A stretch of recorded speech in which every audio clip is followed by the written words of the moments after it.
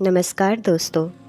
एक बार मैंने एक व्यक्ति से पूछा कि तुम्हारी ज़िंदगी का उद्देश्य क्या है, तुम किस लिए जी रहे हो। तो पता है उसने क्या जवाब दिया? अरे मतलब क्या है, कुछ नहीं, कमाना है, खाना है, ऐश करना है और मर जाना है। और यदि यही सवाल दुनिया के बाकी लोगों से भी पूछा जाए तो शायद 90% लोगों का भी यही जवाब होगा। तो आपसे भी मेरा यही प्रश्न है कि क्या हमारी ज़िंदगी का यही मतलब होना चाहिए? क्या हमें अपने इतने अमूल्य जीवन को केवल कमाने और खाने में ही गुजार देना चाहिए? कहा जाता है कि कई योनियों में भटकने के बाद ईश्वर की तरफ से हमें उपहार स्वरूप में मनुष्य का जन्म मिलता है। हमारी ये दुनिया, हमारा ये जीवन इतना खूबसूरत है कि देवता भी मनुष्य योनि में जन्म लेने के लिए तरसते हैं। चलिए आपको एक छोटी सी कहानी सुनाती हूँ।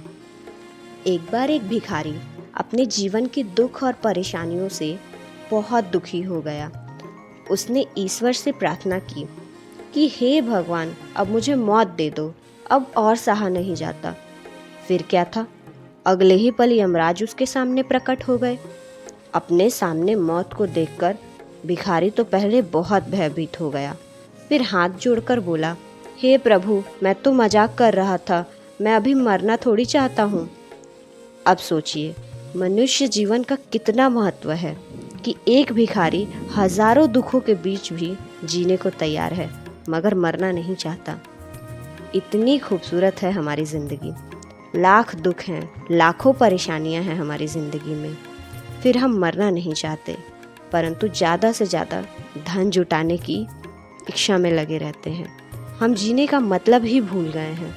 दरअसल मशीनों के साथ रहते रहते हम इंसान भी मशीन बन गए हैं। किसी से पूछो क्या हाल है तो कहते हैं बस चल रहा है, जैसे वो ज़बरदस्ती जी रहा हो।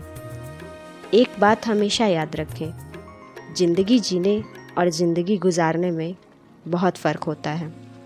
ज़िंदगी तो हमेशा पशु भी गुजार लेते हैं, मगर हम तो इंसान हैं। हमारी ज़िंदगी का कोई ना कोई मकसद होना चाहिए, क्योंकि ईश्वर इस दुनिया में कोई भी चीज़ बिना मतलब के नहीं बनाता। हर चीज़ के सृजन के पीछे ईश्वर का कोई ना कोई मकसद ज़रूर होता है। ईश्वर ने हमसे भी पहले इस दुनिया को बनाया था, फिर उसने हमें बनाया।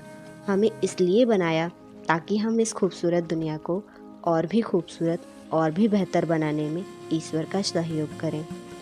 इसीलिए हमें ऐसे काम करने चाहिए जिससे हमारी ज़िंदगी, हमारी दुनिया और भी बेहतर बन सके, और हमें खुद को भी ऐसा बनाना चाहिए जिससे हम खुद भी खुश रह सकें और दूसरों को भी खुशी दे सकें।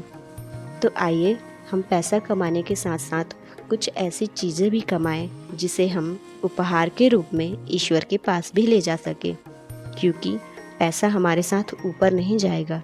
सही मायने में देखा जाए तो भगवत प्राप्ति ही मानव जीवन का लक्ष्य होना चाहिए। आशा करती हूँ आपको ये वीडियो ज़रूर अच्छी लगी होगी। ऐसी वीडियो देखने के लिए हमारे चैनल को सब्सक्राइब करें और इस वीडियो को लाइक करें।